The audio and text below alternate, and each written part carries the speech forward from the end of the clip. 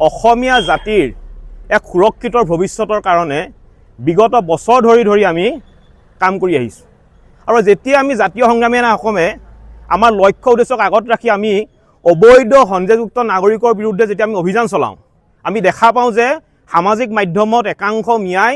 নানা ধৰণে অশ্লীল ভাষাৰে আমাক গালিগালাজ কৰিবলৈ আৰম্ভ কৰে আৰু আটাইতকৈ ডাঙৰ কথাটো হৈছে যে এই মিয়াখিনিয়ে তেওঁলোকৰ নাম সলনি কৰি হিন্দুৰ নাম লৈ অসমৰ অসমীয়া থলুৱা মানুহৰ উপাধি লৈ অসমৰ আহোম জনগোষ্ঠীৰ উপাধি লৈ নানা ধৰণে কিন্তু অসমীয়া হুংকাৰ দিবলৈ তেওঁলোকে আৰম্ভ কৰিছে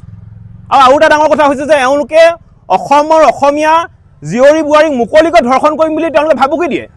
গতিকে এই ধৰণৰ কৰ্মকাণ্ড কোনো কাৰণতে সহ্য কৰিব নোৱাৰি আমি মিয়াৰ উৎপাত চাই আছোঁ আৰু যাৰ পৰিপ্ৰেক্ষিতত আজি আমি জাতীয় সংগ্ৰামী সেনা অসমে শিৱসাগৰ সদৰ থানাত এই মিয়াবোৰৰ বিৰুদ্ধে আমি এজাহাৰ দাখিল কৰিছোঁ আৰু আমাৰ স্পষ্ট কথা এই মিয়াবোৰৰ শাস্তি হ'বই লাগিব প্ৰয়োজন সাপেক্ষে জাতিৰ স্বাৰ্থত কিন্তু এই মিয়াসোপাক এনকাউণ্টাৰ হ'লেও কৰিব লাগিব আমাৰ স্পষ্ট কথা এই মাতৃভূমিত কেৱল মাত্ৰ খিলঞ্জীয়া মানুহৰ প্ৰভুত্বৰ আধিপত্য থাকিব লাগিব কোনো কাৰণতে অসমত মিয়াৰ দপদপনি নচলিব অসমত মিয়াৰ স্থান নাই মিয়াই গৈ বাংলাদেশত দপদপনি আৰম্ভ কৰক আমাক ক'বলগীয়া একো নাই কিন্তু অসমত নহ'ব অসমখন হৈছে কেৱল মাত্ৰ অসমীয়াৰ আৰু অসমীয়াৰে আধিপত্য থাকিব লাগিব আৰু এটা আমি কথা ক'ব বিচাৰিছোঁ যে মিয়াসোপাই সামাজিক মাধ্যমত সততে আমি কোৱা দেখা পাওঁ যে অসমখন অসমীয়াৰ বাপেৰৰ সম্পত্তি নি বুলি তেওঁলোকে প্ৰশ্ন কৰে আমি ক'ব বিচাৰিছোঁ যে অসমখন অসমৰ প্ৰতিজন খিলঞ্জীয়াৰ ভূমিপুত্ৰৰ পৈতৃক সম্পত্তি হয় কাৰণ ইয়াত আমাৰ কেৱল মাত্ৰ খিলঞ্জীয়া আমাৰ ভূমিপুত্ৰসকলৰ পূৰ্বপুৰুষসকলৰ অৱদান আছে ইয়াত মিয়াৰ অৱদান নাই মিয়াই গৈ বাংলাদেশত দম্ভালি মাৰক বাংলাদেশত গৈ তেওঁলোকৰ অধিকাৰ বিচাৰক কিন্তু অসমত নহ'ব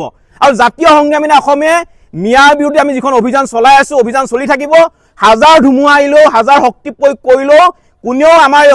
অভিযানটোক আমাক বাধা দি ৰখাব নোৱাৰিব মিয়া আমাক খেদিমেই এটাও মিয়া কোনো কাৰণতে উজনি অসমত থাকিব নোৱাৰিব আমাৰ কথা স্পষ্ট